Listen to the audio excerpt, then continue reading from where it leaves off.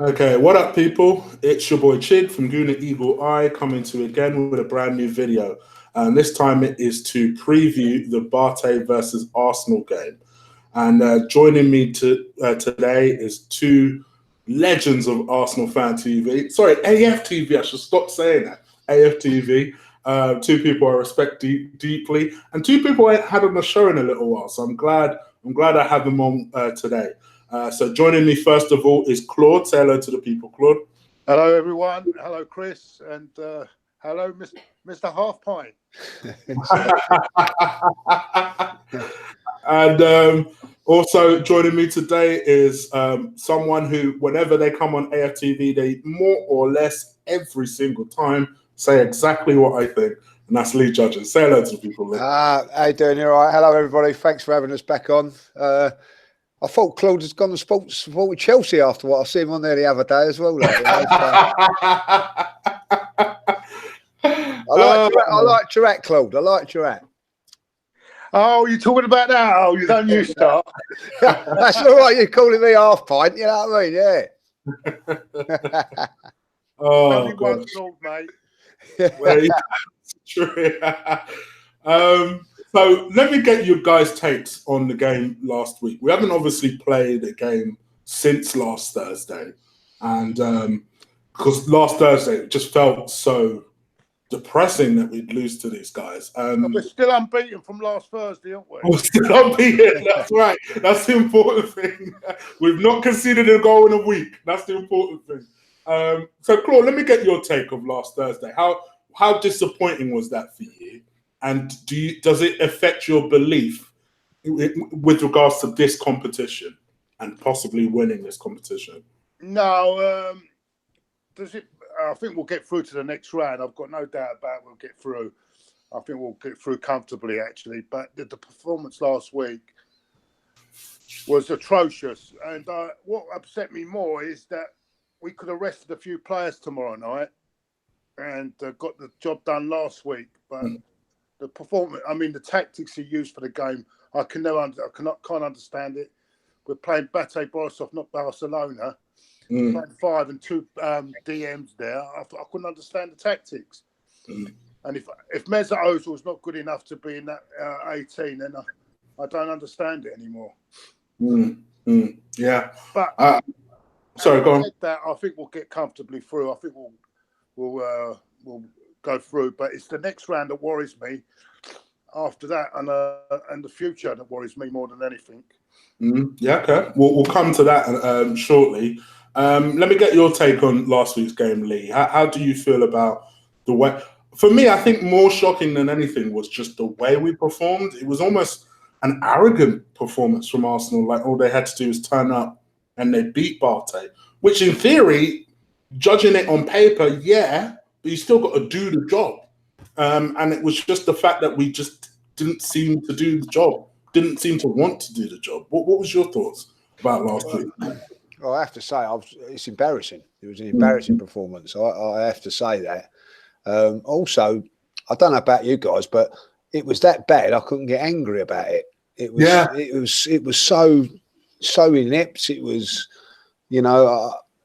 listen, to put in a performance like that, it's very, very worrying going into future games, and not just in the Europa League, but in the Premier League as well. But on the flip side of that, we're still in the tie. It's not the end of the world if we go through. It is about, this competition is over 2 legs, and it's about going through. So ultimately, it comes down to tomorrow night. And as Claude says, we've got to fancy us on a decent pitch that we should get through. But you can look at it 2 ways. We probably should have been 3-0 up at half time with the chances that we had, and then we just can't defend a set piece. But I just felt the whole thing was wrong. I don't blame Emery 100% for it. I think that he has to take his blame for it through the team selection, but also the players have got to you can't keep blaming the manager for, somewhere along the line you've got to turn up and perform. They certainly didn't perform at Huddersfield the week before it, but got the results, so everybody's covers it up a little bit. But that, you know, there was some shocking performances out there, and I'd have to say, going back,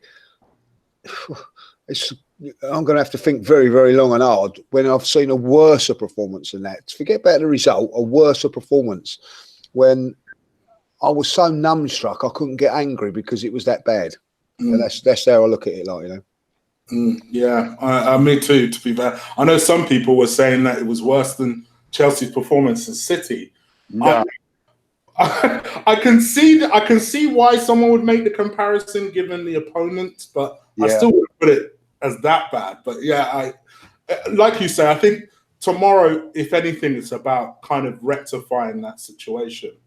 Let's talk about a subject that I'm sure all of us are sick of talking about, and that is Mesut Ozil. Oh, do we have to? Yeah, let's touch on it because I've not got your takes on it, but I have seen your show with Ty on Arsenal Fan TV, and I know that you're kind of, like you say, you're sick of the subject.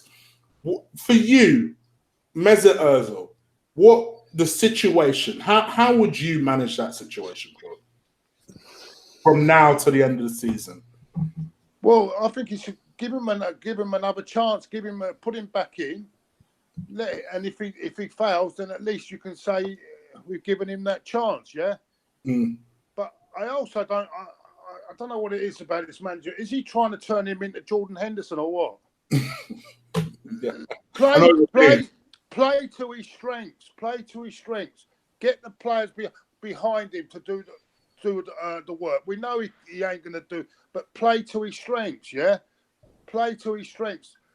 And what I'm trying to say is, how many times I want to ask Lee this? How many times has he actually played with Torreira and Xhaka in the middle of the park? I don't think many, has he?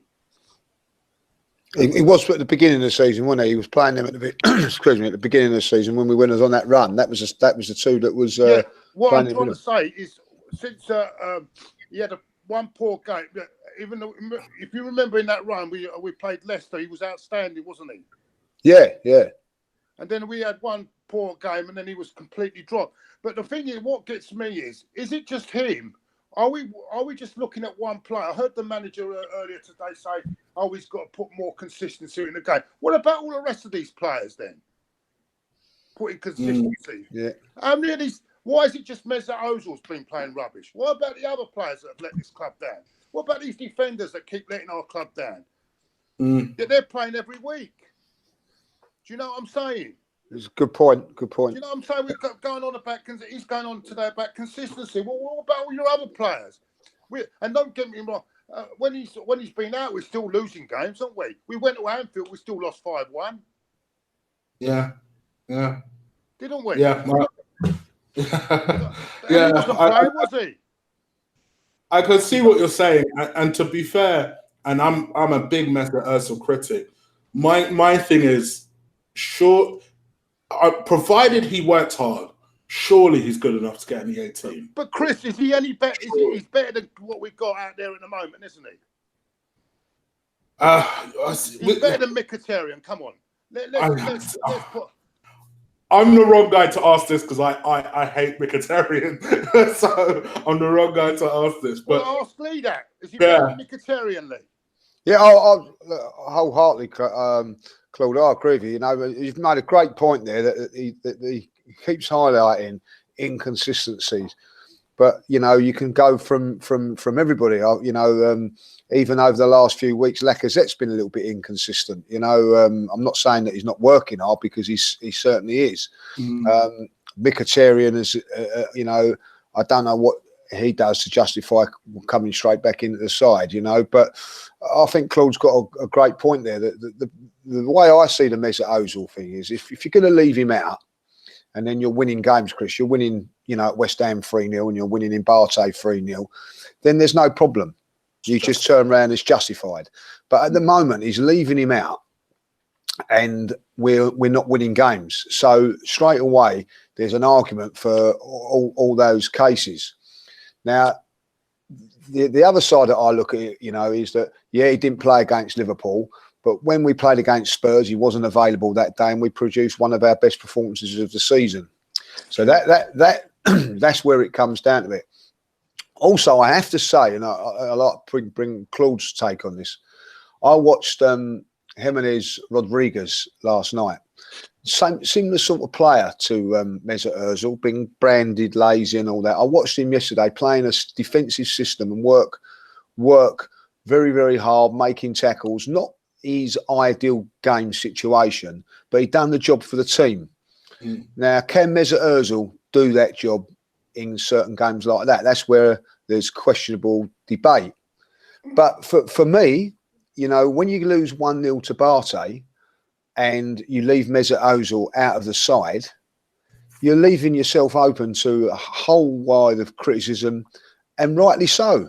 And for me now, I want what's best for Arsenal Football Club, not what's best for Unai Emery, or not what's best for Mesut Ozil. But at this moment in time, when you're losing to teams like that, Chris, can you say, right, we're going to leave out Mesut Ozil? Now, if he leaves Mesut Ozil out tomorrow and we don't get the goals that we need to go through, you know, you're putting yourself under some sort of pressure, you know. So I think he has to play Mesut Ozil tomorrow, and fingers crossed Mesut does the business. But then when Mesut gets into the team, and he has to perform every week, and if he's not going to do that, then you've got to turn around and say, like, for these next 5 games, this is how I'd say to Mesut Ozil, if I was manager, you're playing the next 5 games, and I want to see 8 out of 10 performances in all of them. And that means that the game against BATE, Southampton, Bournemouth, Spurs, and finishing it off at Manchester United. And if he is like he has been over the last few weeks, then you can turn around to everybody from the Emirates to Highbury to wherever and say, I've given him those 5 games and that's how he performs. And then you leave it at that. But at the moment, it's causing a big divide in the fan base. And, you know, the fact of the matter is, you know, we need somebody like Mesut Ozil to open things up tomorrow. My other point is where's your playing? You know, that is a big key. You're going to have to leave, I think.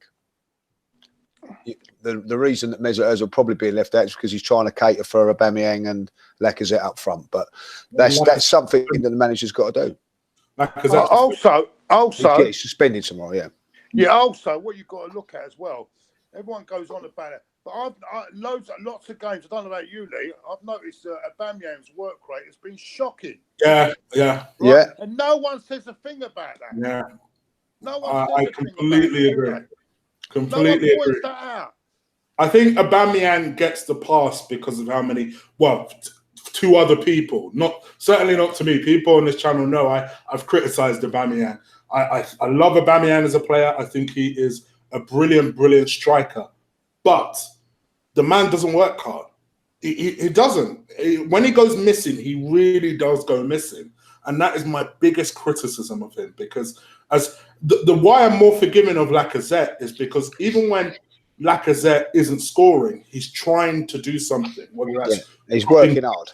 He's working hard. He's working that back line. I don't see Aubameyang. In fact, ironically, the only time I saw Aubameyang having that same effort was against Chelsea, where he was playing like a man possessed. And I thought, why don't we see this every week? Because he was brilliant. I don't think, did he score? I can't remember. No, he didn't, but he was outstanding on that day. You're right.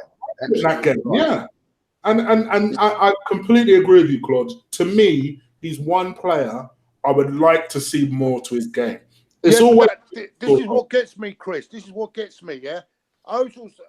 Everyone's going on Ozil because don't work hard enough. Yeah, but Aubameyang doesn't work certain games which when he hasn't worked hard, has cost us games. No one says a bloody thing, do they?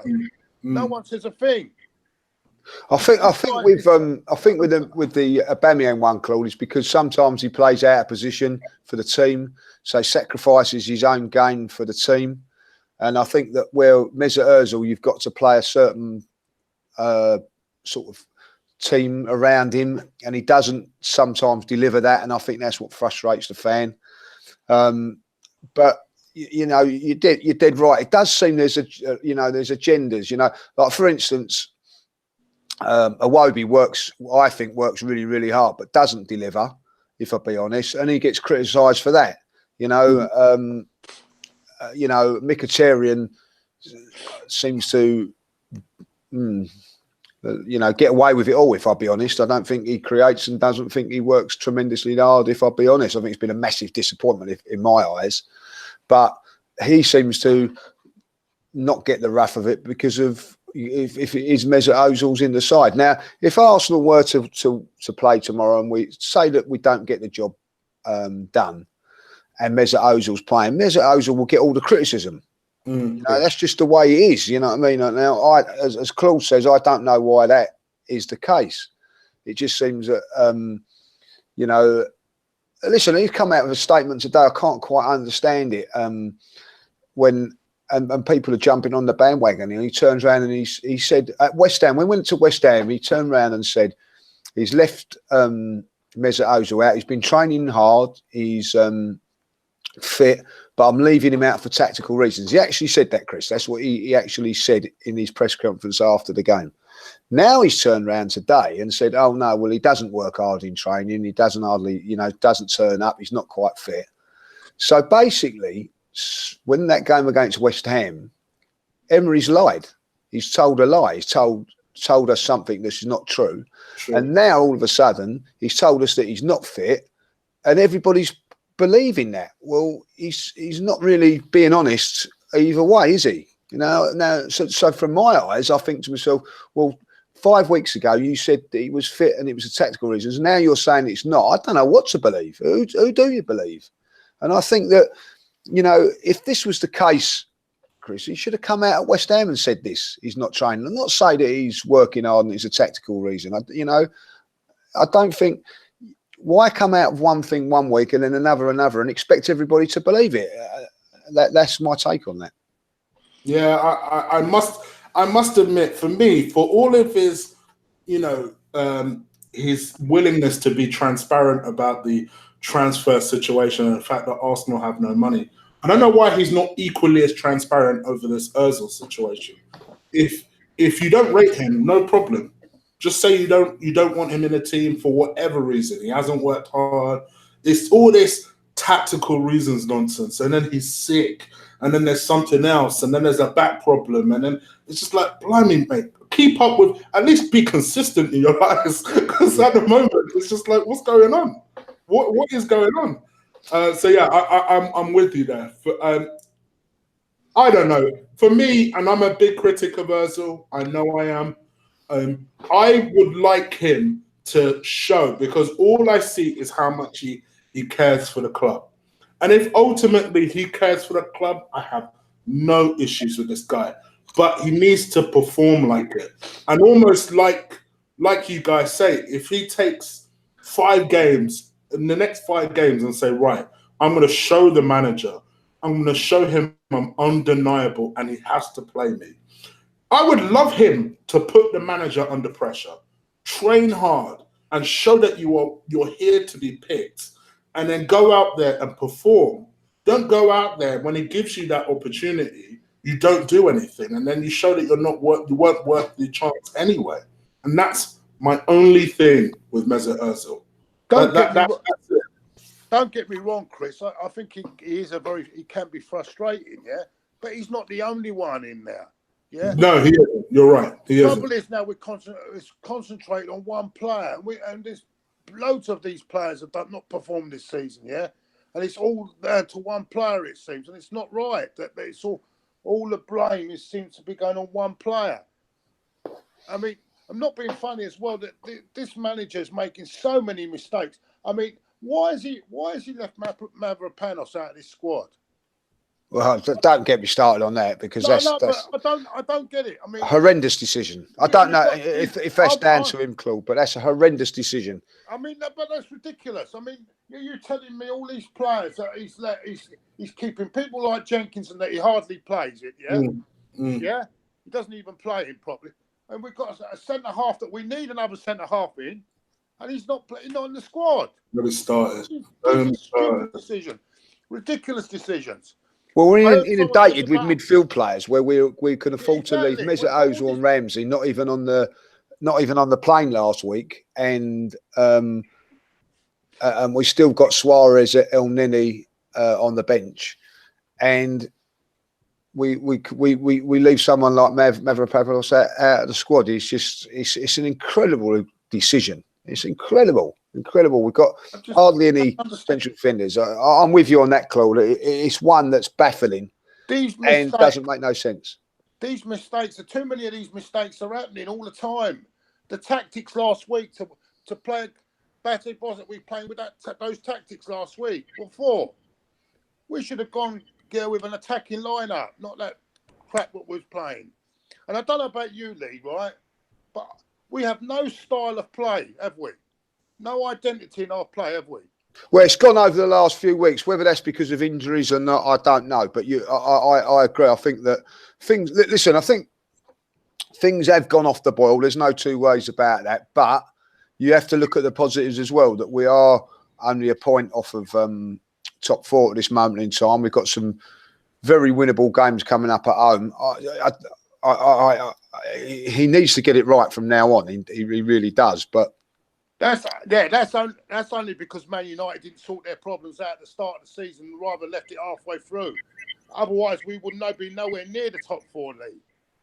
That's down to them, isn't it? That's not. Yeah, I know it's down to them, but that's right. But sometimes you can say we're only a point off and make out all these stats. Oh, we're better off than what we were last season and all that.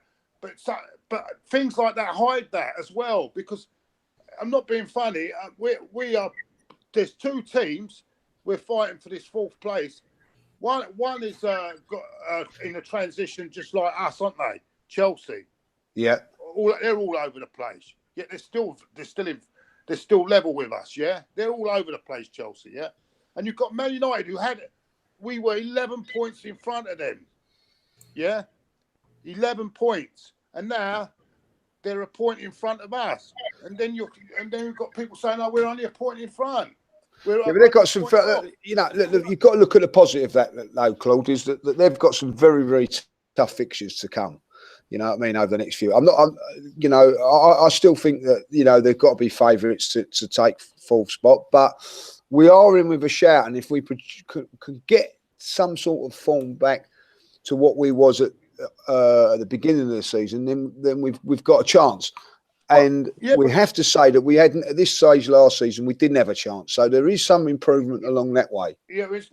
But what I'm trying to say to you, Lee, you say we've got an easy fixtures, but we're not. We're struggling to beat even Cardiff and Huddersfield. So I agree with you. I agree with you. Yeah, Cardiff was a poor performance. That's what I'm saying. That's what is the worry. That these performances but everybody's turning around and saying, "Oh, we're going to stuff BATE," but we drew 0-0 with Sporting Lisbon, who were a poor side. We struggled against to break down Cardiff. You know what I mean? So, and that was with Mesut Ozil in the side. So we've got some.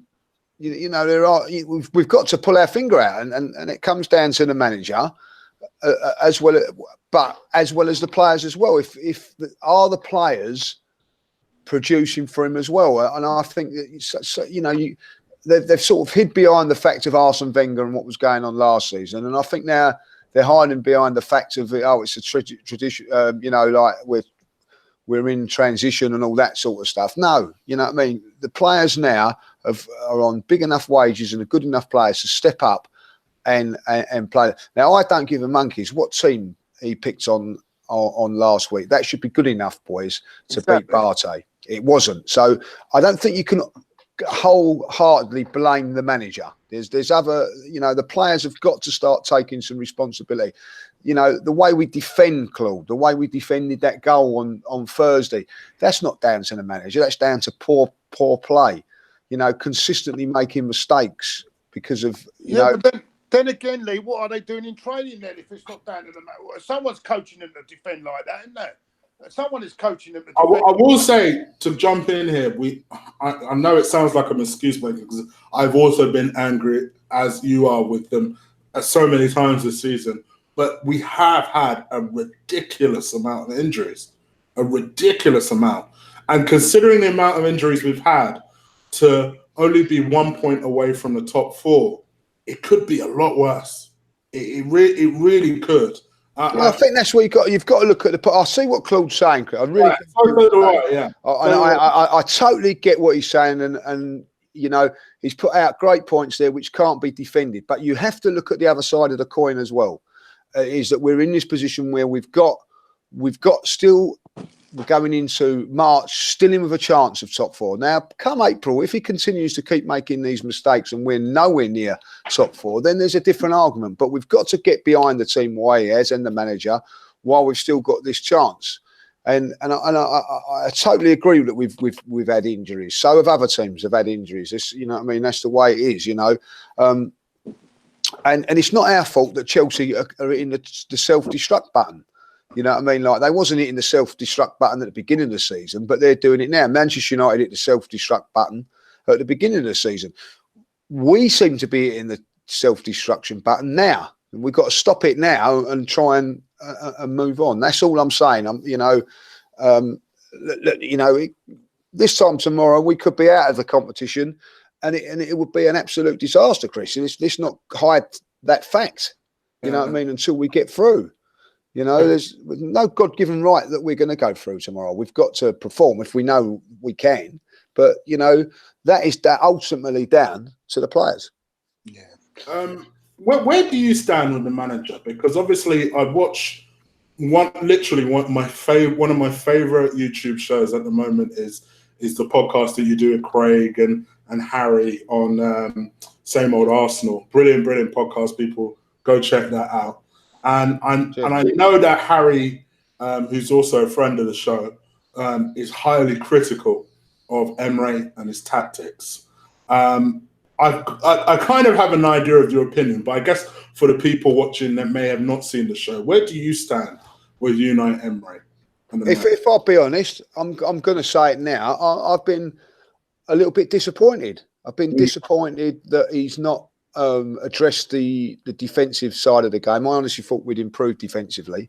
I don't think that we have. Yeah, we've had injuries, but these mistakes were happening when Rob Holding was in the side, when Hector Bellerin was in the side, when Socrates was in the side.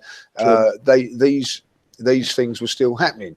Now, you can turn around and say that he spent money on Socrates, the new goalkeeper, Torreira coming into the holding midfield role, and we are still as pathetic. I'm going to say the word pathetic. We are still pathetic at the back that what we was last season, and that's my biggest grief and biggest bugbear with Emery at the moment. Now, when people turn around and say, "Oh, when you want him sacked or whatever like that," no, I don't want him sacked. I think that he deserves the time to turn it around and make sure that get some more players in next season. But that does not mean, Chris, you cannot criticise the man. Preach, you know what I mean? Same thing. Exactly. You're allowed to criticise, and you're allowed to go over the board if they beat somebody else. Now people criticise. You've got to be positive. Well, how can you be positive after a game against BATE when you've lost 1-0? You know what I mean? Am I going to be positive on the manager after we've lost 1-0? But I can tell you this now: if we beat Tottenham in a week's time at Wembley and he masters a tactical play, I'm going to go well overboard on him because that's the way I am as a fan. It's a results-driven thing. But at this moment in time, I feel that Emery is a good coach, but I think he's not been as good as what I thought he was going to be. I think that's probably the best way of saying it. Yeah, and to be fair, and Unique 79, who's a friend of the show, says that please judge Emery from next season onwards. Guardiola wasn't successful his first season, exactly, and that's what you've got. You've got to do that. Chris, if we don't get top four, he's not getting another season. Do you think the board will sack him? He ain't getting another season if we get top four. No chance. No chance in hell. And I think he'll go anyway because I don't think he'll have the funds anyway. If we don't get the Champions League, he ain't going to have the funds anyway. That's the thing. That is the thing. And yeah, I just feel that if he doesn't top four, he's not going to be there next season. It's all right, all very well say, "I'll give him another season, And then in about 3 or 4 years' time, everyone say, "Oh, we should have got rid of him earlier." You know what I'm saying? And all this bloody nonsense I hear, give him 4 transfer windows. Oh, do me a favour, please. I think, don't get me wrong, I don't think we should do a Wenger here and just blindly go with him no matter what. But I also think, and Lee said more or less things that I've said the entire time. He's trying to.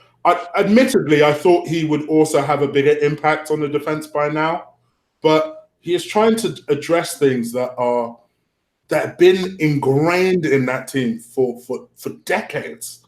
And all right, it's not the same team, but it's that same mentality, it's that same culture that he has to almost get rid of. And part of that is, and always was, a leaky defense. After Adams and Bold and Dixon and Winterburn went, our defense has never been that watertight, to be honest, especially under the previous manager's regime. So I think now, hopefully, as Emre starts to get more and more players that he trusts, clearly Dennis Suarez is one of them, which I'll come back to in a second. Hopefully, we'll start to see results. But I agree with you, Lee. For me, just because you support the manager doesn't mean that you can't say where he's fucking up. If you feel he's fucking up, say he's fucking up. And this is how I feel he's fucking up. I think that's a reasonable response to what you see. But yeah. The end of the day, you know, whether you support the team by watching it on telly or you support it by going to the games and all that, you're still putting your money in your pocket. You know, you're spending your money, whether it be through Sky subscriptions or going through the turnstiles, and you have a right to voice an opinion. Now, at the end of the day, it doesn't matter whether you're right or wrong or you know nothing about football. You've got that right. And when people turn around to you and say, "Oh, you're not allowed to," you know, why not? You know, I'm not having no one tell me that I can't say that he got that right or he got that wrong. There's going to be times when I feel that I've been very, very, you know, praised him because of certain things he's done. He's done some fantastic decisions this time around. Look at the Tottenham game, 2-1 down, dead and buried. We was all doom and gloom at half time. He come in, changed the team around in the second half, and we went on and give Spurs a good tonking. Fantastic managership, you know what I mean? So why can't you? But where's that all gone, Lee? Where's it all gone? That's what I'm saying. We're doing all right, but where's it all gone? Has he lost the bottle to carry on like that? Because he was, as you said, he was doing okay, and I was saying, "Oh, brilliant, he's doing really well." Suddenly, Claude, I don't know where it's gone wrong. I think, you know, we was talking about this the other night. You know, I look back at the West Ham game. You know what I mean? Do you remember going to the West Ham game? You know, the managers come out the day before and said, "We've got no money." And it seemed to be a big doom and gloom around. You know what I mean? Whether he was told at that stage that he's got no funds and he lost a little bit of his, I don't know, mojo or whatever you want to call it. I don't know. It just seemed that maybe that knocked the stuffing out of him, Claude. I don't know, because from that moment on, you know, over that Christmas period, you know, like, you know, when you look at him, you have to ask yourself a question here. Like, you know, he lost Hector Bellerin and Rob Holding and Danny Welbeck for season-long injuries before the transfer window opened. So you, as a manager, you go in there and you'd go into a meeting. I know that I wouldn't just say, "Look, I've just lost 3 players through long, you know, season-long injuries. Can I have some money to replace them?" No. You know, surely, like, you know, that might have knocked the stuffing out of him, boys. I don't know. I don't know what the answer is to that, but I'm just trying to, you know, give out excuses that why maybe. I don't know, but you have to ask that question. You know, you get 3 players that are all internationals, by the way. I know that Rob Holding's like an under 23, 21 international, but he's capable of going on to that. The other 2 are Spanish and England internationals. You just had them taken out of your squad, and you're being told you're not going to replace them. And then you're saying to him, by the way, you've still got to make top 4, otherwise you're going to not, as Claude is saying, you've got to make top 4, otherwise you're not going to be here next season. Well, they're not really giving the tools to actually achieve that, have they? And I do get the feeling those 3 players are really Emre type of players as well. And that's what I mean by at the end of the season, if he's not given any money, he should resign then. Because I'm not being funny. What? If you can't do your job properly, you resign. That's it. As far as I'm concerned, if you're not allowed to do your job properly, go. Can I ask you guys a question on the defence? It is notable that we were defending really badly last season, and then this season it almost looks like it's got worse. And there seems to be one constant that's come over from last season to this season, and that's Steve Bold. Do you think maybe we might need to look at that area in terms of the coaching?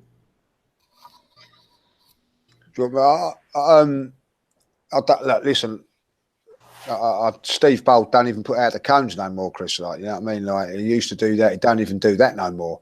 I don't really know what he's doing. Listen, you can put out all the tactics and you can put out all the drills you like, but if players individually keep making mistakes, then I don't see if it's a coaching problem or whatever. Like, you know what I mean? The players are not good enough. You can look at that. I'll give you an instance, right? And watch it over the next couple of games. When we clear the ball, when we clear a ball from, you know, these are professional footballers. They can't clear it more than 20, 25 yards, any one of them. It'll go up in the air. It goes sliced up in the air. It doesn't go over the halfway line when you're turning players and all that. Like, you watch tomorrow when they defend, they play into areas that will get caught. You know, and against good teams, you'll get caught. But you watch them. They won't clear the ball. It won't go past the halfway line. And they're just not good enough. They're not good enough. If I was to go into Arsenal tomorrow as manager, I would insist that I go in next season with a new back four. Every one of them not good enough. And that's how I feel. You know what I mean? I'll get in proper defenders, proper fullbacks and can get up and down the park. And, you know, our best defender is Monreal, as far as I'm concerned, and he's coming to the end of his career. You know, as we've already said, like, you know, we've got the young Dino Mavropoulos, I can't say his name, but he's young. They're not giving him a chance. When's he going to get a chance? Because he's not going to. So you can forget about him. You know, so you're relying on, and this is what worries me about Emery. You're relying on your central defensive partnership, Socrates, Mustafi, and Koscielny, and two of them are not good enough. Yeah. I agree. And to be honest with you, I thought you made an excellent point. I think it was on the show, actually, on the same old Arsenal podcast, where you said, really, the reason why people are getting excited about Socrates is he's the best out of a bad bunch. Exactly. Really and truthfully, he's not a starting defender. And it's true. And I love Socrates, but if we're being real about it, we should have two defenders that are better than him. He should be the first alternate at best, really, when you really look at it. Especially because no one was particularly excited when we got him. And now that we bought him and he's played and we realise actually he's not that bad, and then it's dawned on us that actually he's the best out of the lot that we have, suddenly he's seen as this saviour. But when you look at it on a whole, really, we should be looking at defenders better than him. Well, at least he shows a little bit of leadership. The others, I mean, Koscielny and all the rest of them, no leadership skills at all, have they? No. Yeah. At least he shows a little bit of leadership, doesn't he, when he's playing? And I actually think he's a good player. As you say, I'm not sure whether he's top level, but he is the best of, as you say, of a bad bunch. Yeah, I agree. And Bellerin, I mean, Hector Bellerin was doing okay before he got injured. He was improving a bit, and then he got injured, unfortunately. But he still needs to work on defensive side. Yeah, but, very good going forward. Let me get your quick opinions on our new signing, Denis Suarez. No, we ain't seen a lot of him. I know Matthew Sosa asked the question earlier in the chat room. Shout out to him. What is your takes, Lee? Let me get your take on it. What's your takes on Denis Suarez, of the little bit that you've seen out of him so far? I think he's a typical Arsenal player. neat and tidy, like good touches and all that. Looks weak at the dirty stuff like tackling, and he's not going to power through and things like that. A typical Arsenal signing, but I'm going to be really honest. What I've seen of him so far, I've not seen enough to make a real judgment on him. I've just seen the clips on YouTube and a few whatever, and he looks a decent player, I've got to say. But I'll ask the question back to you: where's he going to play?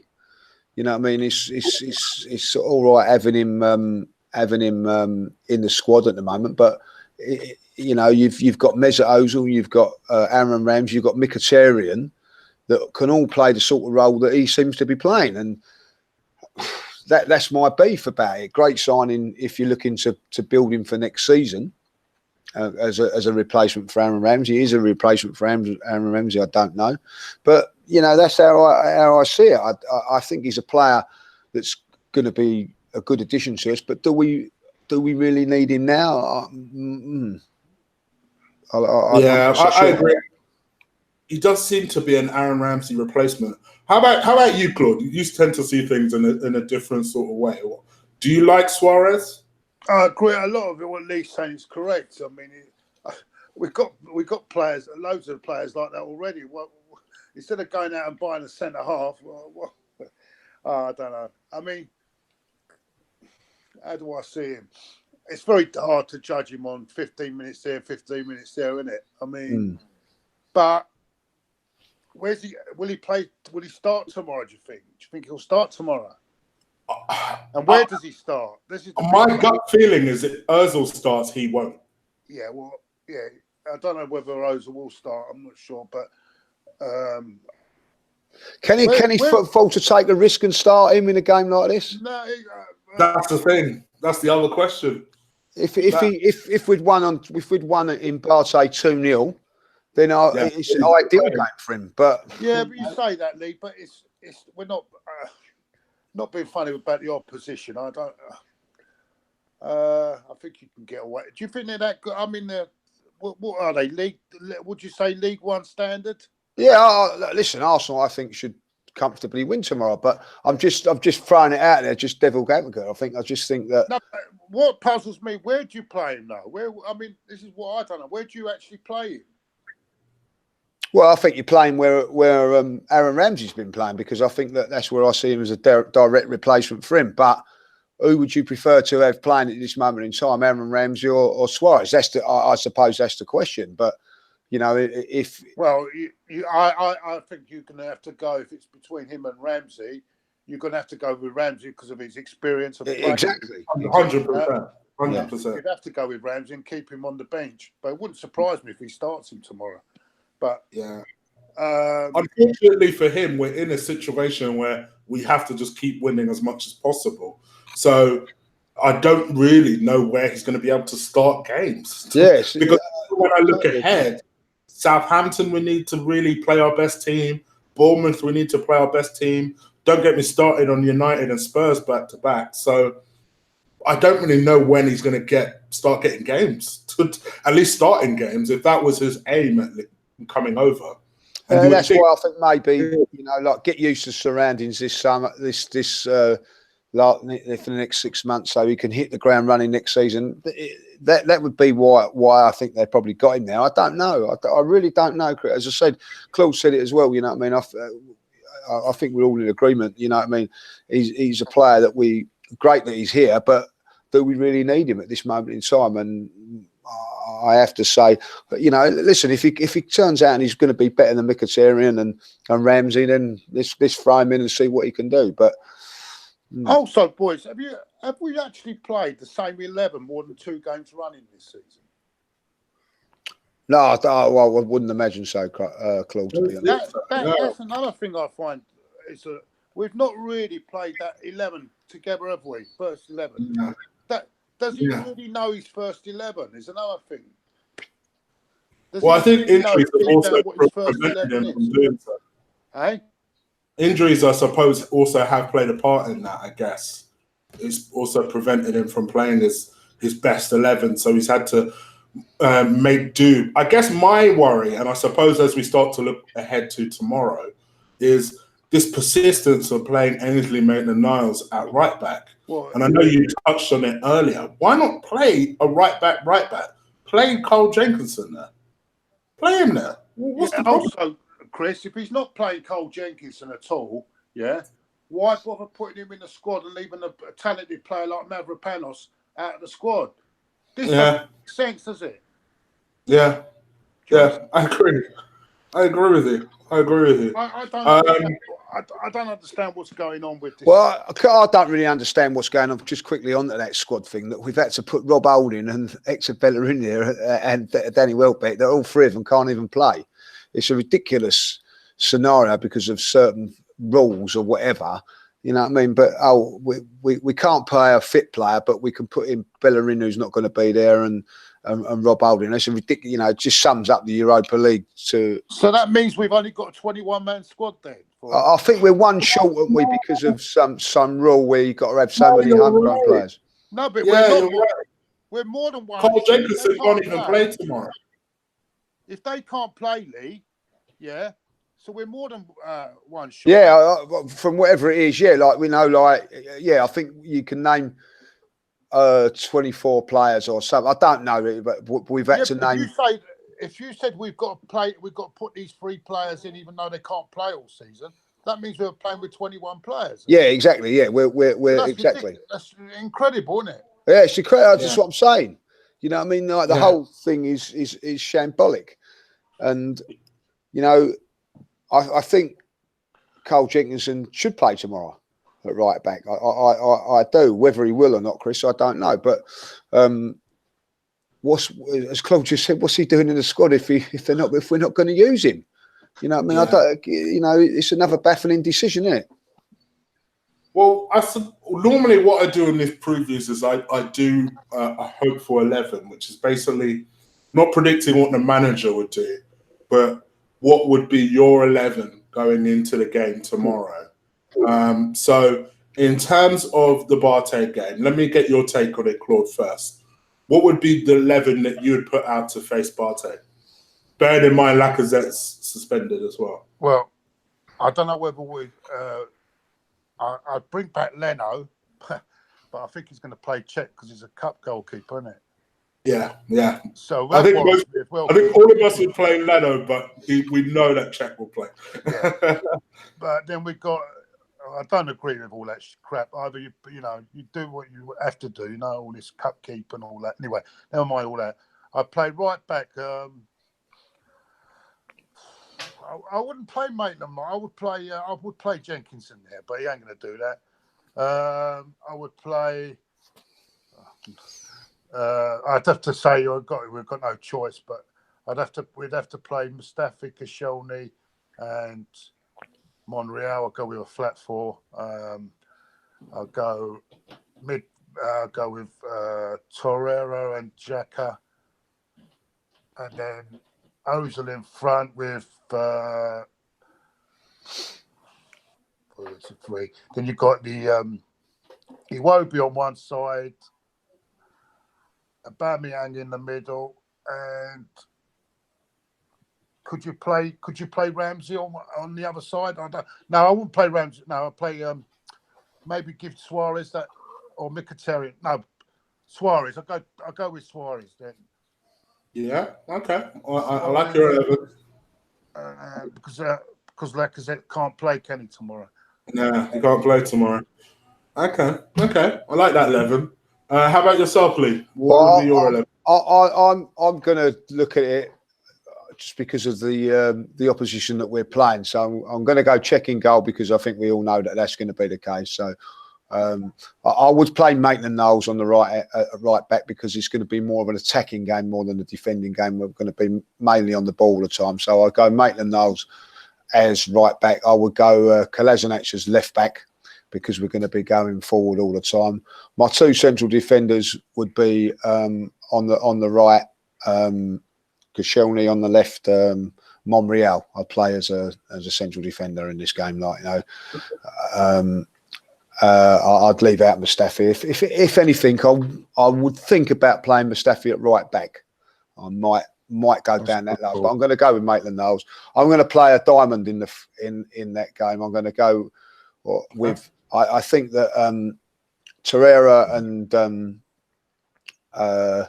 Xhaka have been probably our best two in the midfield, even though I don't rate Xhaka, but I feel that they've got to go with what we know. So they would be the two there. To the right of that would be Aaron Ramsey, and to the left of it, I would probably go a Wobie, and then I'd play up front.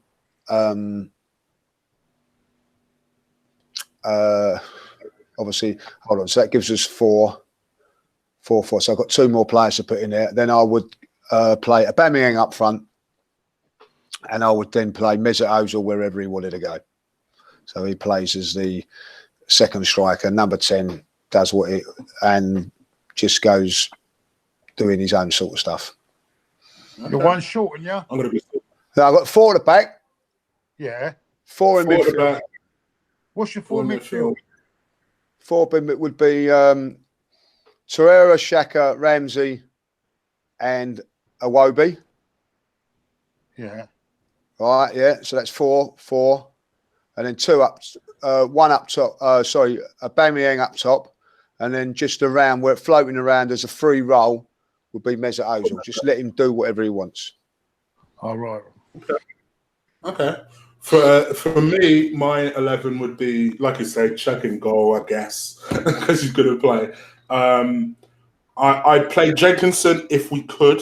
I've got this horrible feeling that he can't for whatever reason. So I'd also agree with you, Lee. I think because we need a goal, I'd play Ainsley Maitland-Niles.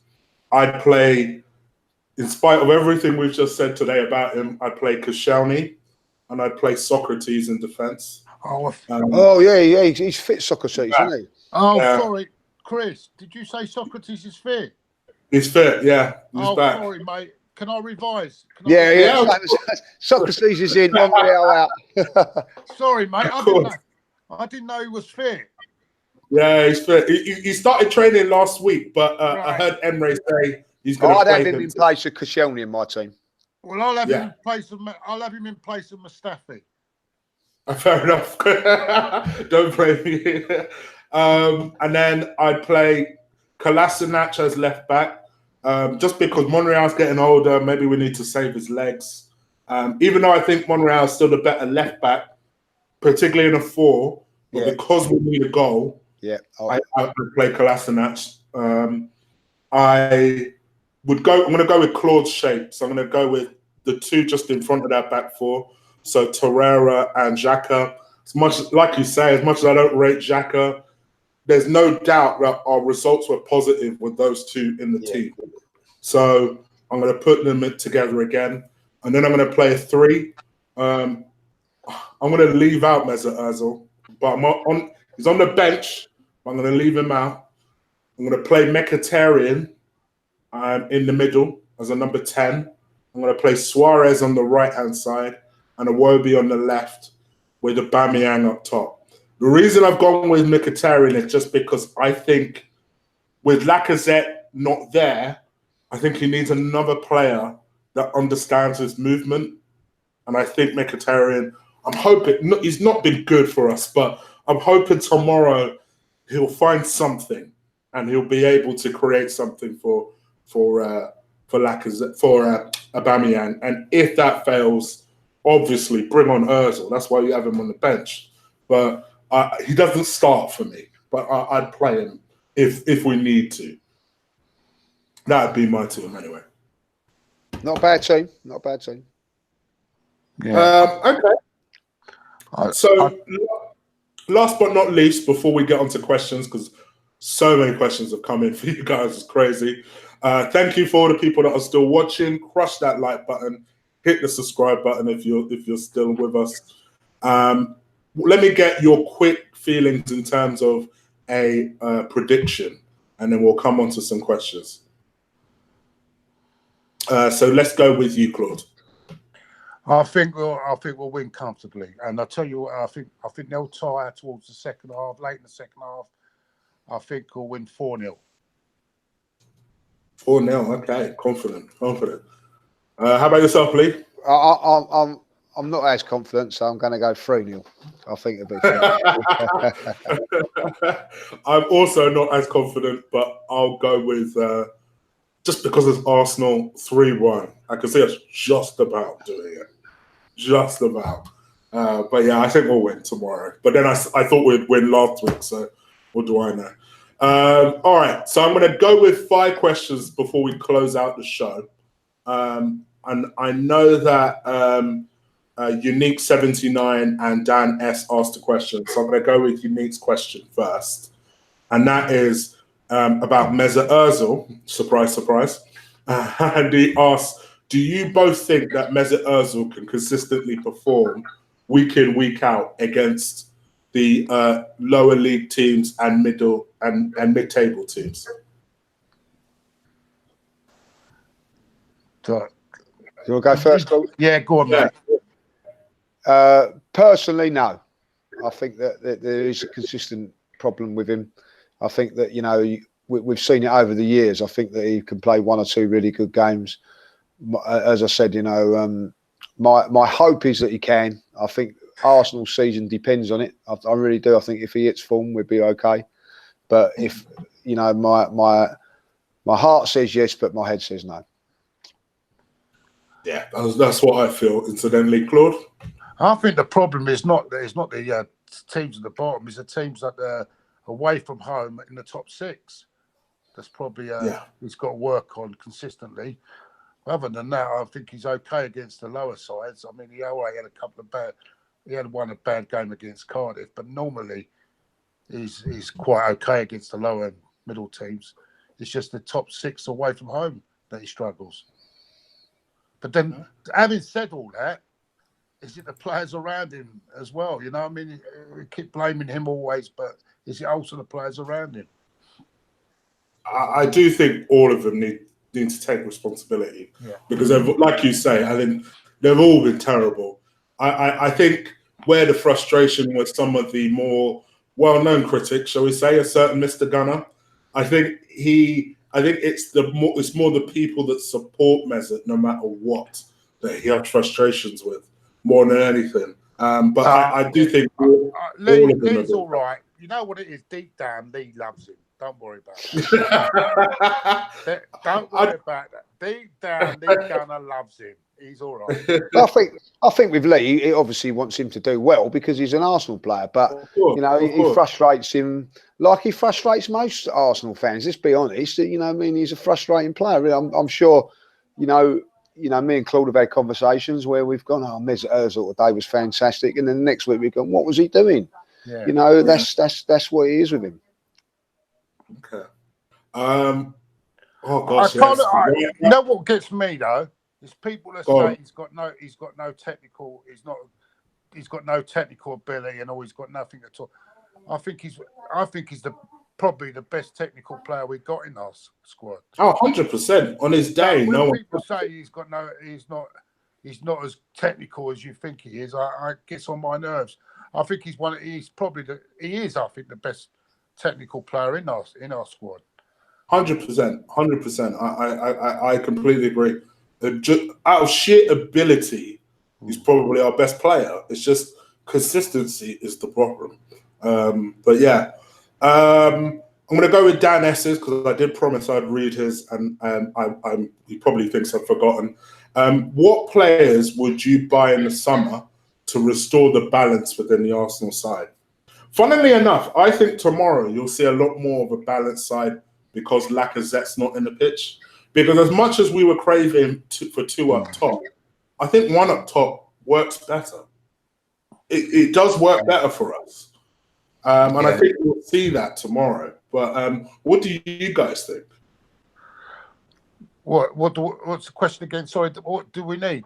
What players would you need to restore the balance into the team? Oh, how about 4 defenders, mate? No, I think we should go for a. You know what I would like? I would love Ben Chilwell. Yeah, I'd love. Me too. I love that guy from Ajax. I can't pronounce his name. Legit. Yeah. I know who you're talking about. The 19-year-old guy. Yeah. I know who you're talking about. And I wouldn't mind the guy at Leicester. I'm a big fan of his. Harry Maguire.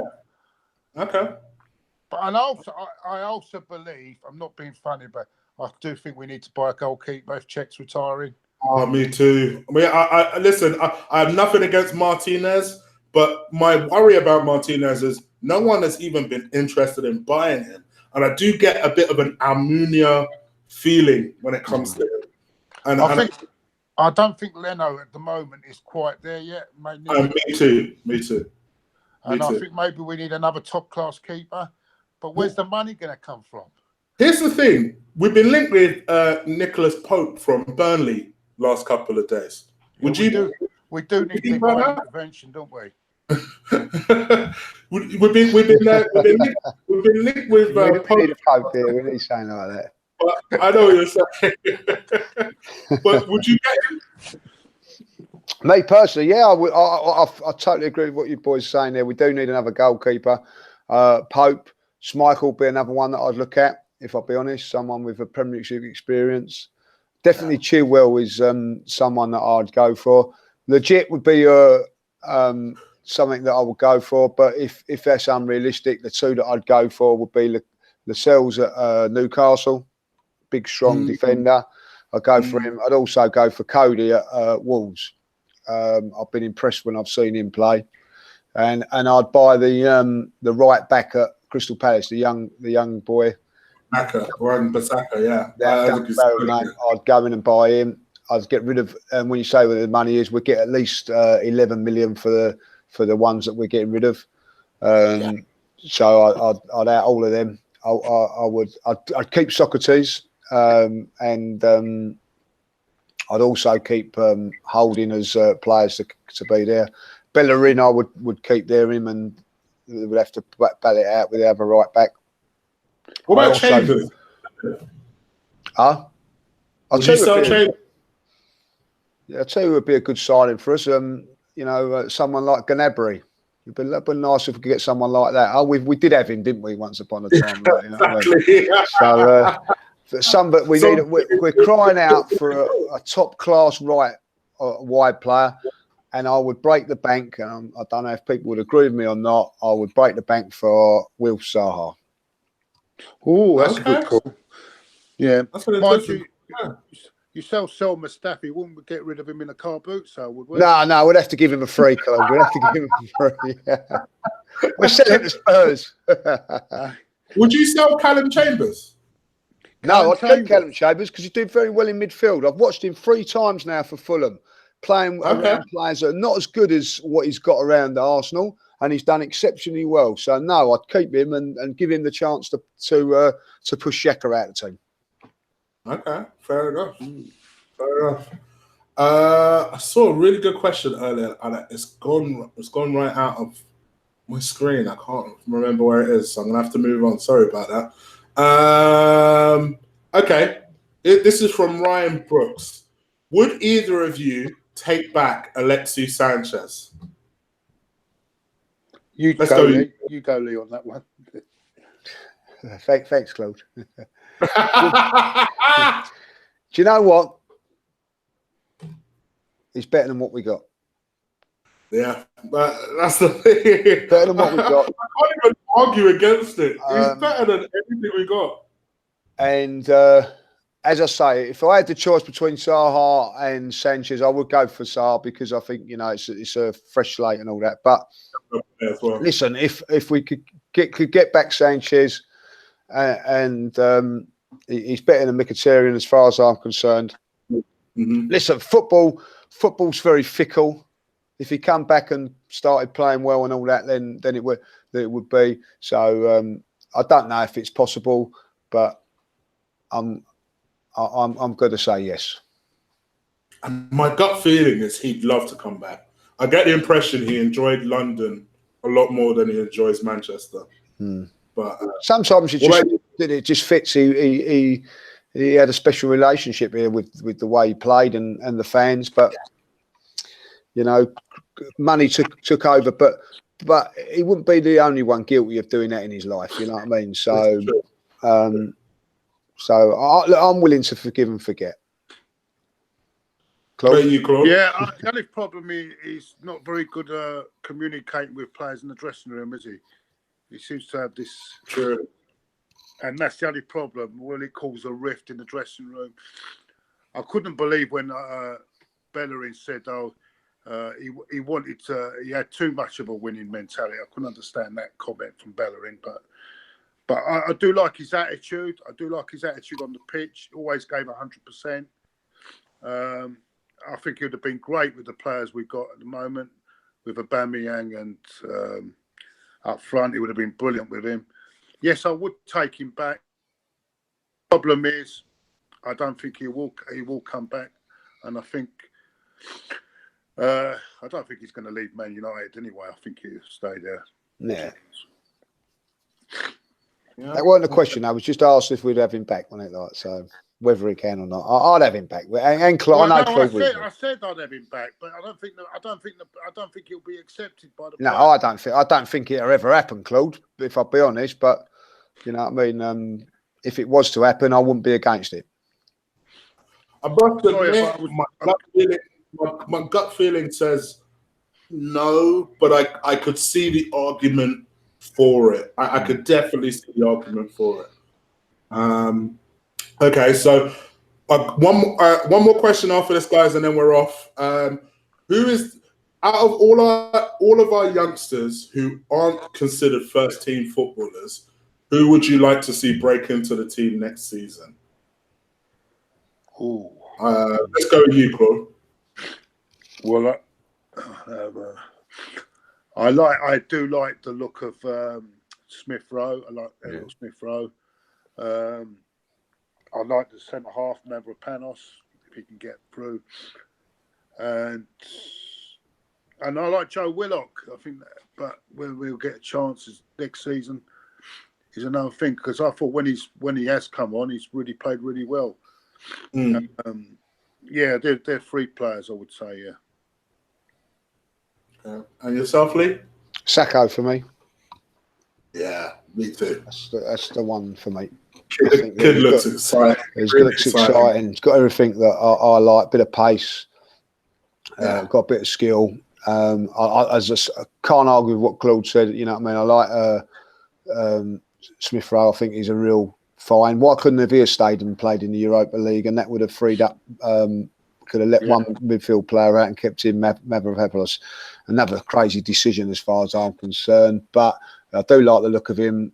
Reece Nelson, I'd love to see him come through. We're crying out for a young kid to come through and do that there. But for me, Sacco's the one. Yeah, I agree. Gosh, a lot of the people asking the same type of questions. I think that's more or less it. I thought it was a different question there, but yeah, that's pretty much it. Right, so thank you guys so much for joining me today. I really appreciate it. No, I really enjoyed it. Good chat. Yeah, it was a good chat. Claude, do you want to let the people know where they can find you? I'm on Claude. No, forget it. Because it will change next week. I'm always like, what? Claude has another new one. What's going on? I know. Oh, dear. No. Wait, before I continue, normally I put people's Twitter in the description. Do you want me to put yours in the description? Yeah. Do that, but I don't want. Yeah. Do that, please. Yeah. All right. So Claude's Twitter will be in the description, people. I like to keep a bit of a low profile. Fair enough. You do make me laugh, Claude. You do make me laugh. Low profile. Dear, oh dear. I am a low profile person. Yeah. No one's never heard of you before. No. And as I mentioned earlier, Lee does a fantastic podcast, Same Old Arsenal, with Craig. Everyone should know who these two are. And they're often on with Harry, sometimes with Graham as well. If you know anything about those two guys as well, you know that they're brilliant at what they do. All of them Arsenal fans. Go check them out. Go hit that subscribe button. Lee, do you want to let the people know where they can find you on Twitter and Instagram? Lee Mark Judges, you know, so is what I am like. You know, I'm not such a low profile as Claude, like. You know, so oh no, very high profile, very high. Oh dear! And you could also follow me on Twitter at Colossal Chig. You know, he has more selfies than Ronaldo. You know that. Oh gosh! And you can follow me on Instagram, Gooner_Eagle_I1. Thank you guys so much for watching us. Tune in after the game where hopefully I'm talking about a win. I'll be on straight after to do a review of the game with Ola. I'm told Ola will be on with me, so we'll be on tomorrow to do that. Other than that, that's pretty much it from us. So thank you guys for watching. We're out of here. Take care, people. Cheers. Peace. Can you,